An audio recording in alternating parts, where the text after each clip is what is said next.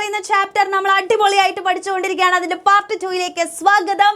അപ്പോൾ ഇന്ന് നമ്മൾ പഠിക്കാൻ പോകുന്നത് പണ്ട് കാലങ്ങളിൽ നമ്മുടെ ഹ്യൂമൻസ് ഇവിടെ നിലനിന്നിരുന്നു എന്ന് നമ്മൾ മനസ്സിലാക്കിയത് എന്ത് ഉപയോഗിച്ചിട്ടാണെന്ന് ചോദിച്ചാൽ നമുക്കറിയാം, അത് ഫോസിലുകൾ ഉപയോഗിച്ചിട്ടാണ് അല്ലേ. അപ്പോൾ ഹ്യൂമൻ ഫോസിൽസ് നമ്മൾ കണ്ടെത്തുകയും അതിനെ സയന്റിഫിക്കലി അതിന് എത്ര ഏജ് ഉണ്ട്, എത്ര വർഷം പഴക്കമുണ്ട് എന്നുള്ളത് നമുക്ക് കണ്ടുപിടിക്കാൻ വേണ്ടി പറ്റുകയും അങ്ങനെയാണ് ഇത്ര വർഷം മുമ്പ് നമ്മളുടെ മനുഷ്യന്മാർ ജീവിച്ചിരുന്നു എന്ന് മനസ്സിലാക്കിയത്.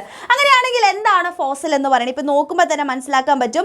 അതായത് ഒരുപാട് കാലം നമ്മളുടെ മണ്ണിൻ്റെ ഉള്ളിൽ ഈ അനിമൽസും അതുപോലെ തന്നെ പ്ലാന്റ്സും ഹ്യൂമൻസും കിടക്കുന്ന സമയത്ത് അതിൻ്റെ റിമൈനിങ്സ് അഥവാ അവശേഷിപ്പുകൾ ഇതേപോലെ പാറക്കല്ലുകളിൽ കിടന്ന് അല്ലെ പ്രിസർവ് മില്യൺസ് ഓഫ് ഇയേഴ്സ് ഇങ്ങനെ കിടക്കുമ്പോഴാണ് എന്തായിട്ട് മാറുന്നത്? ഫോസിലായിട്ട് മാറുന്നത്.